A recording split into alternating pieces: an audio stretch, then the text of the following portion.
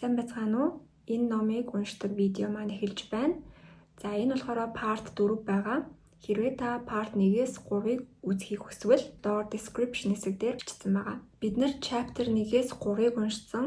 Одоо болохоор chapter 4-өөс 14 хүртэл базаад нэг видео болгоод оруулж байна. За тэгэхээр видеонд орцгоё. Өмнөх видеон дээр юу болсон бэ гэхээр Charles Darnay гэдэг хүн шүүх хуралд оролцсон. Энэ хүн Франц хүн болохоор Францын тагнуулч юм байна гэдэг сэжгээр ерөнхийдөө шүүх хуралд оруулсан. Гэтэл Charles Darnay-тэй яг адилхан царайтай өөр нэг хүн байсан. Тэр хүнтэй андуурсан уу гэсэн чинь үгүй гэсэн учраас ерөнхийдөө Charles Darnay буруугүй болж таарсан. За after the trial, Charles Darnay was a free man. За trial гэдэг маань шүүх хурал гэсэн утгатай. After the trial, шүүх хурлын дараа Charles Darnay эрх чөлөөтэй хүн болсон. He thanked Sydney Carton for helping him. Тэр болохоор Sydney Carton-д тусалсанд баярлалаа гэж хэлсэн. За Sydney Carton болохоор яг адилхан харагддаг хүн байгаа. Гэхдээ энэ хоёр ерөөсөө холбоо байхгүй, зүгээр адилхан харагддаг ийм хоёр хүн байгаа. Carton did not like Darnay, but he loved Lucy.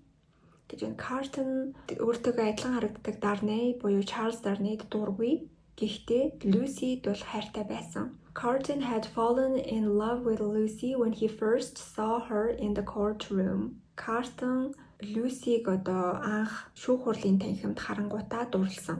Fall in love гэдэг хэллэг маш их ашиглагддаг. Ерөнхийдөө дурлсан гэсэн утгатай.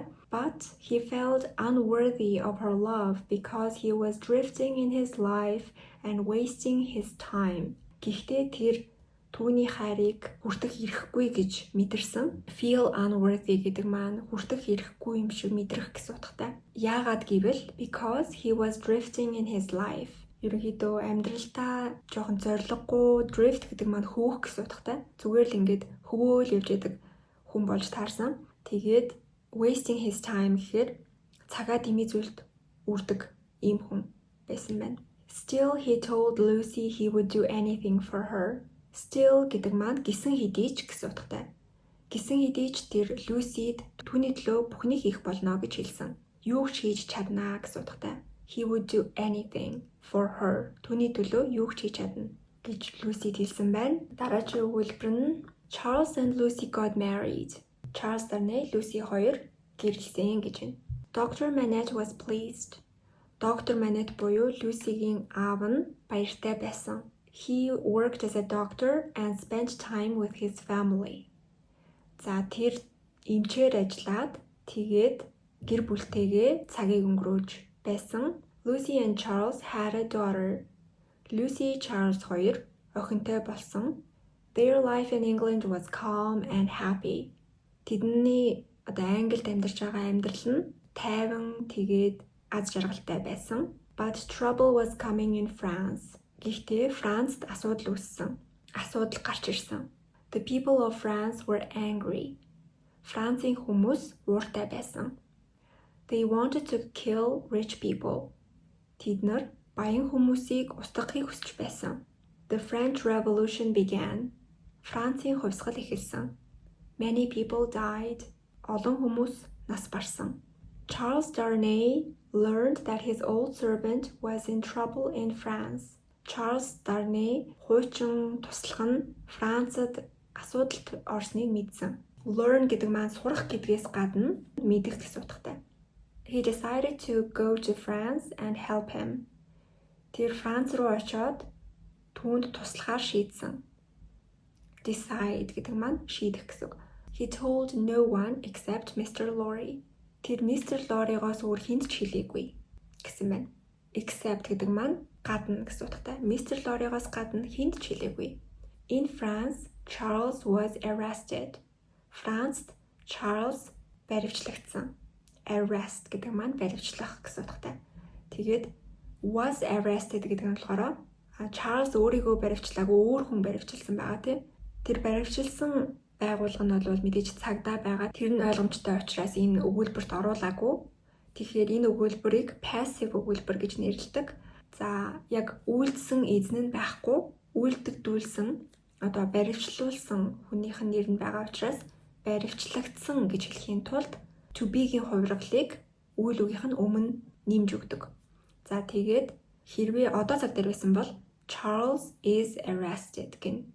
Өнгөрсөн цаг дээр байгаа учраас Charles was arrested гэнэ. За олон хүмүүс байх юм бол they were arrested. За одоо цаг дээр байх юм бол they are arrested гэдэг ингэ явчихдаг. He was called an enemy of the republic. Түүнийг бүгд найрамдах улсын дайсан гэж дуудсан, гэж нэрлсэн гэсэн утгатай. Lucy and Dr. Manette traveled to Paris to help him. Lucy болон Dr. Manette Парис руу түүнд туслахаар явсан. Dr. Manette tried to help Charles because he had been a prisoner in Bastille for many years. Dr. Manette Charles туслахыг оролдсон. Яагаад гэвэл тэр Bastille гэдэг шоронд олон жил хоригдол байсан. Тэгэхээр had been a prisoner гэж байгаа өмнө нь болсон зүйлийн бүр өмнө нь болсон гэсэн үг. Зохиол маань өнгөрсөнд болсон үйл явдлыг бичиж байгаа. Гэтэл тэр болсон зүйлээс бүр өмнө нь болсон зүйл учраас had been гэдгийг оруулсан байгаа. Had been a prisoner. Charles went to trial in Paris. Charles Paris шүүх хуралд оролцсон. Dr. Manette spoke on his behalf and the court freed Charles. За Dr. Manette түүний өмнөөс ярьсан. Тэгээд шүүх Charles-ыг суллсан. Free гэдэг маань тэмдэг нэрээс гадна үйл үг бас болдог. Free гэдэг нь болохоор үнэгүй эсвэл эрх чөлөөтэй гэсэн утгатай. Тэгээд үйл үг нь болохоор суллах гэсэн утгатай. But soon after he was arrested again. Гэвч удалгүй дахиад баривчлагдсан. Тэр дахиад баривчлагдсан. A letter from Dr. Manette written long ago in Bastille said Charles's family was guilty of great crimes. Bastilleд байхдаа Dr. Manette захиа бичсэн байсан.